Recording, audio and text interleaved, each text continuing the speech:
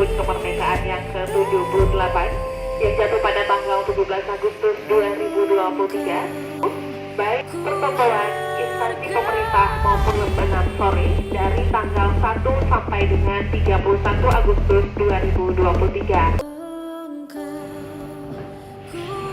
Assalamualaikum warahmatullahi wabarakatuh. Saya Fadil SSMM, Kadis Kominfo Kota Banda Aceh, mengucapkan Dirgahayu Republik Indonesia yang ke-7.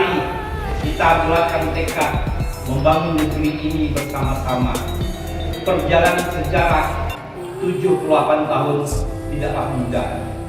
Generasi sekarang dan yang akan datang, ayo kita bersama-sama membangun Indonesia.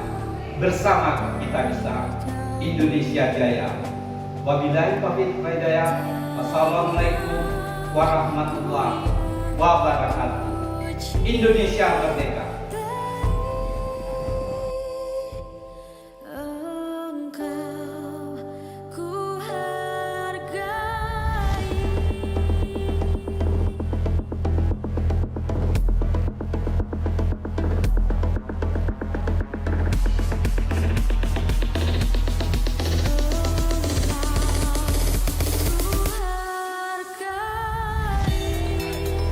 Dirgahayu Republik Indonesia ke-78. Semangat! Dirgahayu Indonesia ke-78.